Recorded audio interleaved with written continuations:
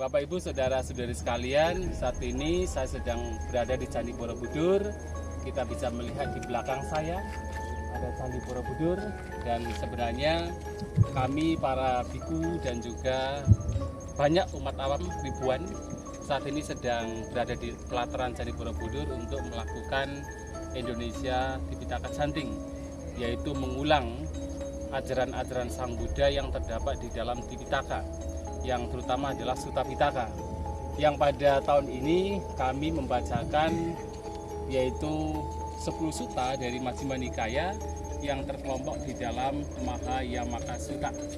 Dan seperti yang kita ketahui pula bahwa Candi Borobudur adalah candi yang memang sangat istimewa, sangat penting bagi umat Buddha, terutama juga umat Buddha yang ada di Indonesia.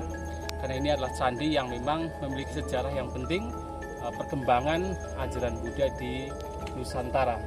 Dan Candi Borobudur ini dibangun sekitar abad ke-8 sampai abad ke-9 oleh Wangsa Salendra.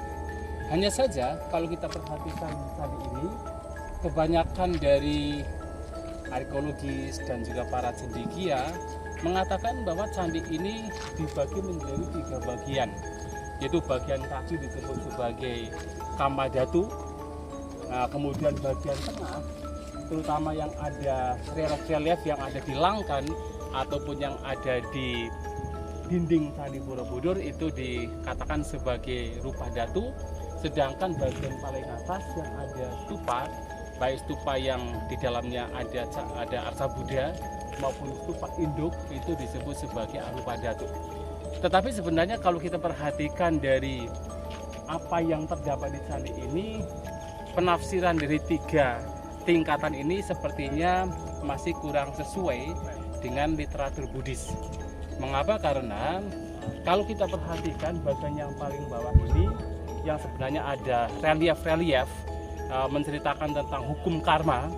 Jadi ada relief yang menceritakan mereka yang berbuat jahat, kemudian terlahir di alam yang menderita, mereka yang berbuat baik terlahir di alam surga. Ini lebih mengacu kepada, kalau di dalam Buddhis adalah alam sangsara atau alam tumimba lahir, di mana dalam alam tumimba lahir ini siapapun yang berbuat akan mendapatkan buah. Kebajikan membawa kepada kebahagiaan termasuk alam surga, sedangkan kejahatan membawa kepada penderitaan termasuk adalah alam neraka. Itu terdapat di dalam kaki Candi Borobudur yang sekarang sebenarnya hampir keseluruhannya itu ditutup.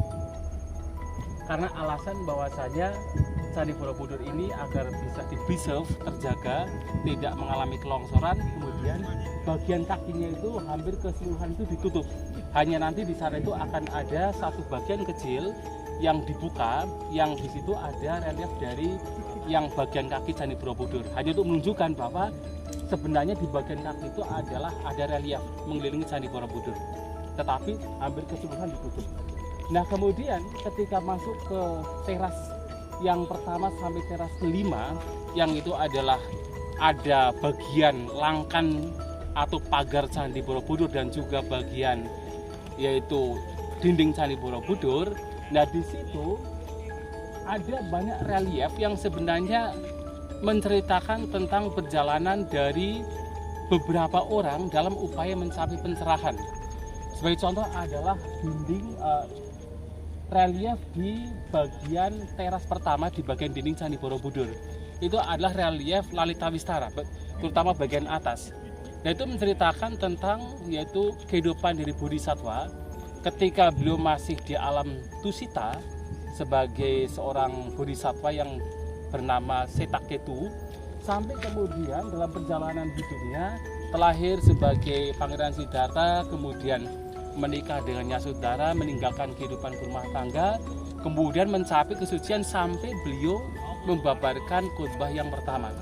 Nah, dari cerita yang ada itu sebenarnya menunjukkan bahwa ada seseorang yang dalam upaya mencapai pencerahan sedang mencari jalan. Dan tidak hanya itu, tetapi juga ada relief-relief yang menceritakan tentang seorang pemuda bernama Sudana, yang dalam Mahayana itu tercatat di dalam Ganda Wiyaha Sutra. Nah, di situ adalah juga menceritakan bagaimana seorang pemuda ini dalam upaya untuk mencapai pencerahan belajar banyak dari orang-orang, belajar tentang berbagai macam pengetahuan dhamma untuk bisa mencapai pencerahan.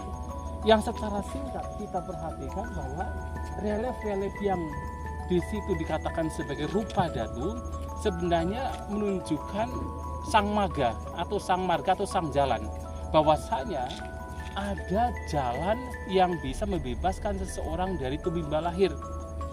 Nah, jadi bukan rupa dhatu, karena kalau dalam konsep Buddhis rupa dhatu itu lebih mengacu pada alam Brahma yang masih bersifat materi, yang diperoleh dengan mencapai rupa jana. Nah, sedangkan di sana menceritakan tentang kisah-kisah manusia, bahkan kisah-kisah bodhisattva termasuk ketika terlahir sebagai binatang, bukan rupa Brahma. Yang kisah-kisahnya adalah menceritakan bagaimana seseorang mengupayakan untuk mencapai kebebasan dengan menjalankan kehidupan yang baik, tentu dengan menjalankan sang marga atau sang jalan. Maka kalau yang bawah adalah alam sangsara, tumimba lahir, yang bagian tengah itu lebih mengacu kepada marga, sangsara marga, kemudian yang bagian atas yang di situ ada stupa-stupa yang di dalamnya ada arca Buddha dengan mudra Dharma Cakra, kita bisa mengatakan bahwa itu adalah simbol dari phala atau simbol dari buah ketika seseorang menjalankan sang jalan dan padanya mencapai pencerahan. Nah, sehingga yang paling bawah adalah alam sangsara, yang bagian tengah dari relief-reliefnya itu adalah marga, ada jalan untuk terbebas dari alam tumimba lahir, alam sangsara, dan bagian atas tidak lain adalah phala atau buah ketika seseorang mempraktikkan sang jalan, yaitu terbebas dari alam sangsara yang digambarkan di kaki Candi Borobudur. Nah, itulah sebenarnya kalau kita mengacu kepada literatur Buddhis itu lebih sesuai. Sedangkan yang saat ini dikatakan dipresentasikan sebagai 3 tingkatan masih belum atau kurang sesuai kalau kita korelasikan dengan literatur Buddhis. Ya, terima kasih, semoga candi ini tetap lestari, terjaga dengan baik, dan kita siapapun yang datang ke sini mendapatkan manfaat yang besar, manfaat yang baik, menumbuhkan keyakinan kita terhadap ajaran Sang Buddha, terhadap nilai-nilai yang terkandung di dalam Candi Borobudur. Terima kasih, Sabesata Bhavantu Sukhitata, semoga semua makhluk berbahagia.